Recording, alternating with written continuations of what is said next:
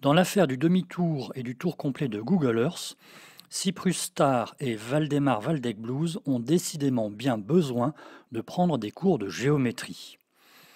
Pour Cyprus Star, son dernier argument consiste à sortir de son chapeau de platiste magicienne l'algorithme de Vincenti. Je ne doute pas un instant que cette référence est, dans sa bouche, une sorte d'incantation magique dont elle est bien incapable de maîtriser le contenu. Voyons voir de quoi il s'agit en cherchant tout simplement sur Google Scholar ou dans toute autre base de données scientifiques. Publiée en 1975 dans la Survey Review, la formule itérative de Vincenti est une méthode de calcul moins gourmande en temps de calcul que ses concurrentes. C'est écrit en toutes lettres dès l'introduction de son article.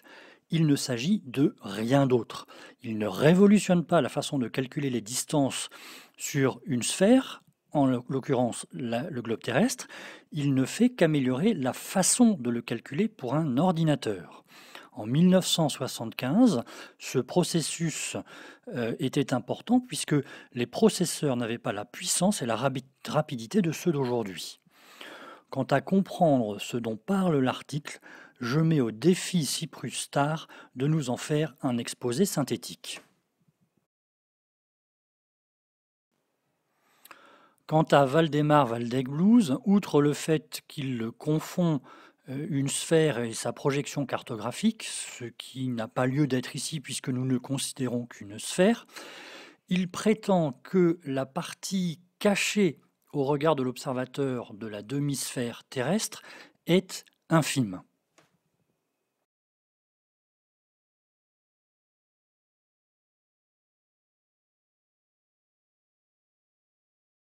Placé à plusieurs milliers de kilomètres de la surface de la Terre, l'œil de l'observateur, on l'a dit dans la vidéo précédente, ne tangente pas un diamètre de la Terre, mais deux rayons qui forment entre eux un angle inférieur à 180 degrés, soit la demi-sphère. Dès lors, lorsque dans Google on veut tourner la Terre pour faire un tour complet, en positionnant le pointeur de la souris sur un de ces deux points tangents, il est évident qu'il va falloir tourner plus de 2 fois pour retrouver sa position initiale.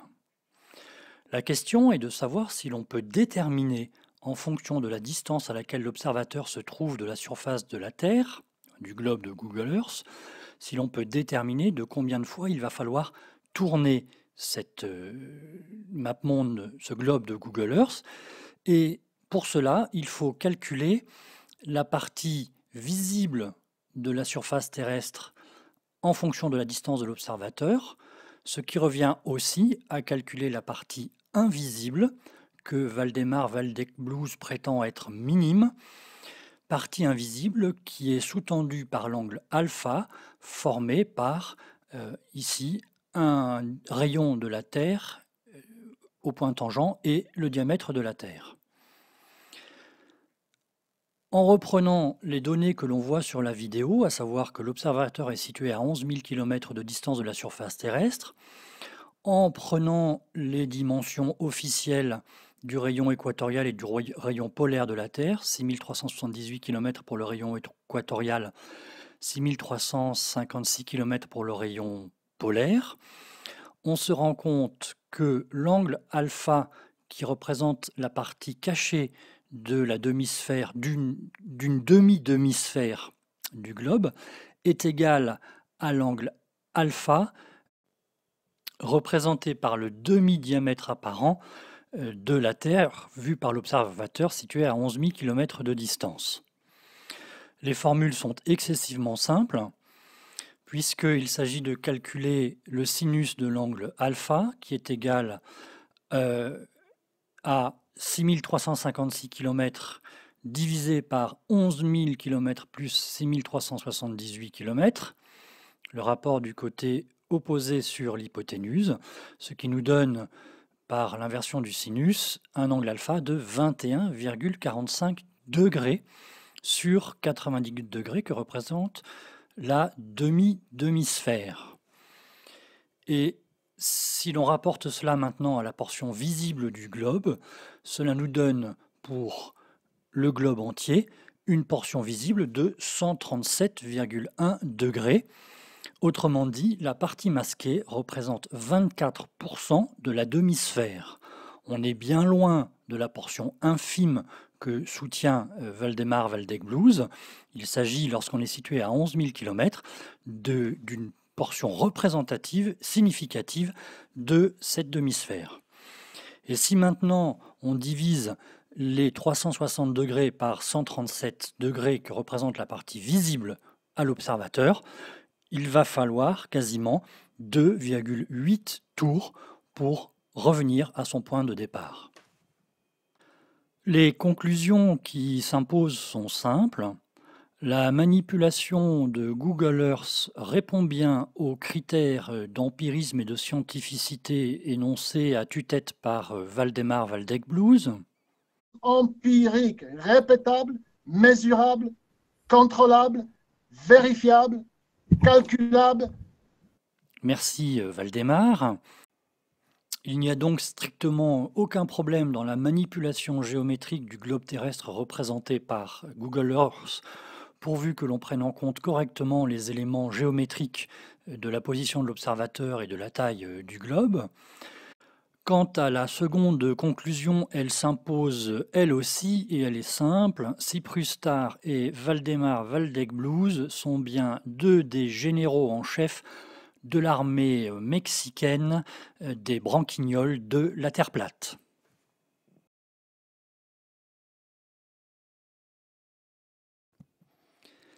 Dans le hangout de Planétérien du 1er juillet 2017, les platards ont regardé dans un silence religieux une vidéo américaine qui prétendait vérifier rien moins que l'exactitude de Google Earth, en partant du principe irréfutable que, ouvrez les guillemets, deux demi-tours d'une sphère, ça fait un tour complet, fermez les guillemets, point. La beauté de l'expérience a tiré des larmes de jeunes premiers à Waldemar Waldeck Blues, le pape autoproclamé de l'empirisme platard. Oui, Savignon, juste une question. Et comment tu es arrivé à cette conclusion-là? Parce que là c'est absolument, c'est fabuleux. Ce que tu dis, c'est... Waouh! Moi, pourtant, la géométrie sphérique ne me surprend pas grand-chose. Mais là, c'est absolument fabuleux ce que tu annonces. Comment tu es arrivé à ça? Mais laissons donc les cardinaux platards à leur conciliabule savant et intéressons-nous à cette fascinante expérience qui prétend démontrer que Google Earth se trompe et, partant, trompe les internautes. Il va de soi que ce n'est pas avec une souris, ni même avec un pad, comme le fait Cyprus Star, que l'on démontrera quoi que ce soit, mais bien plus avec la géométrie d'une sphère. Depuis longtemps, les navigateurs et les astronomes, gens sérieux et pragmatiques qui ne souhaitent qu'une chose, arriver à bon port pour les uns et les aider pour les autres, ont divisé la sphère terrestre en méridiens et parallèles, marquant les latitudes et les longitudes. Depuis la conférence internationale de Washington en 1884, les navigateurs, les astronomes, les conducteurs de chemin de fer et les télégraphistes, gens sérieux et pragmatiques, s'accordent pour fixer l'origine des latitudes et des longitudes à la rencontre de l'équateur et du méridien de Greenwich. Tout le monde était d'accord sur ce principe, à l'exception des Français, pour des raisons typiquement françaises, comme le racontent Peter Gallison et Jan Bartky dans leurs livres respectifs, L'Empire du temps et Selling the True Time.